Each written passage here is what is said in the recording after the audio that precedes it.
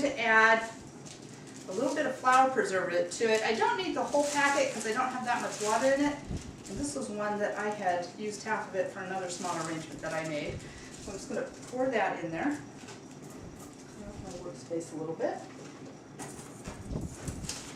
I like to have clean workspace. Push that around a little bit. And I'm just going to, again, drop it in the vase, just like that. And then I'm going to take my flowers, and what I have purchased is I have 3 stems of purple Fuji mums, right here, or spider mums, also known as. I have 5 stems of carnations. Oh, actually I have 8 stems of carnations. I don't think I'm going to be needing that many, but that's how many came in the bunch. And then I have 4 stems of Asiatic lilies. And I'm going to remove the pollen here from the stamens because, of course, that pollen on the stamens will stain your clothing if it gets on it. So what I'm going to do is I'm going to start with one of my carnations. It's going to be my center flower, so I want one that stands up straight. I think this was a good one. Now, I don't need to have terribly long stems, so when I was conditioning these flowers, I went ahead and cut them a little bit shorter. Now, if you were using maybe a taller vase and you didn't build it up as high as I've built this one with the sand and the crushed glass, you'd want to keep the stems a little bit longer. So I'm going to take the first one, then I'm going to take 2 of my lilies, put one on either side, just like that. And I'm going to take my Fuji mums, I'm going to make a triangle with those. And with this arrangement, I'm keeping the stems hanging straight down pretty much. Doesn't have to be exact. But I don't need them to fan out like a teepee because I'm going to be putting them in that narrow water bottle. So there's my 3 Fuji mums. Carnation slip down a little bit. You do it in 3s and make a triangle like that because it creates balance in your arrangement. And I'm going to take 3 of these carnations and I'm going to do the same thing. I'm going to create another triangle, putting them in between the Fuji mums. And then I'm going to do the same thing and put 2 of these lilies on either side. Now, because lilies branch out with their flowers, it gives the illusion of having a triangle of flowers around them. Because when you position them, you can see you get a flower over here and you get one over here. So I just make sure that it looks balanced. I like what I have. I do. And then I have a couple of these extra, I have 3 extra carnations, so I'm going to go ahead and use those. And I'm going to create one more triangle. Just like that. And then I have a very pretty small nosegay bouquet.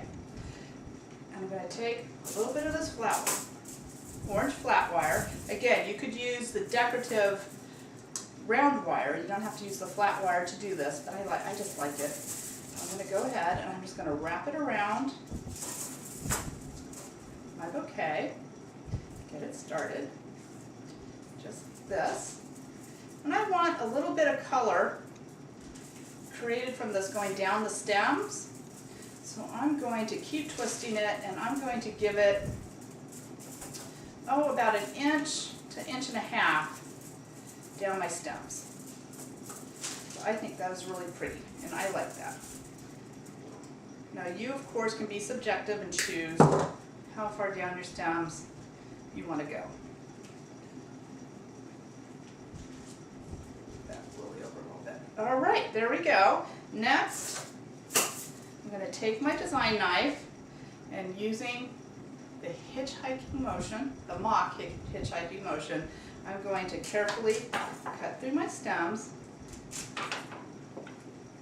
at a diagonal, and then I'm just going to drop them into the water bottle. Now the trick with this water bottle is you can't have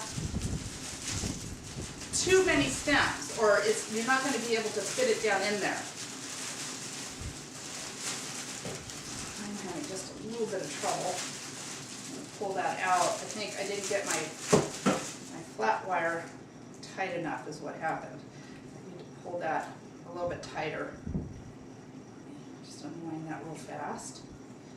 I think it's right there where I didn't have a little. There we go.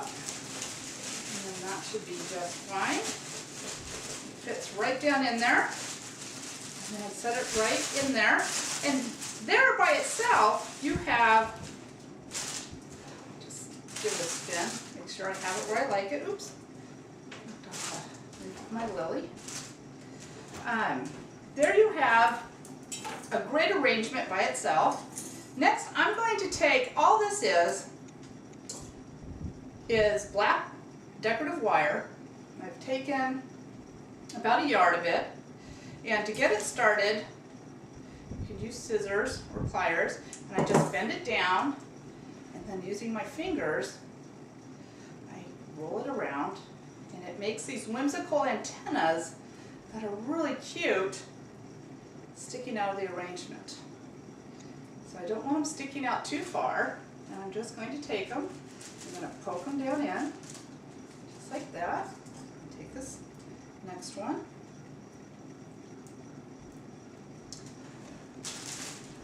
I'm going to want to make a triangle with them. And there you have a spooktacular Halloween arrangement. And again, when these flowers fade, all you have to do is pull out the water bottle. This is so inexpensive, you could pull the antennas out and just throw the whole thing away and whip together another one to drop it in, or just pull the flowers out, rinse the bottle out. You want to rinse it in a little bit of bleach water so that you kill any bacteria that's in the bottle, refill it up, and pop another bouquet in. And what I like about them too is some weeks I have time to be creative and to use different flowers, but sometimes I just get a bunch of alstroemeria, bunch them together and drop them in, and that's beautiful as well. Now next, I'm going to step away again for one more moment and go to my freezer and grab some dry ice, and I'm going to show you how we can make this spectacular Halloween arrangement even spookier. I'll be right back.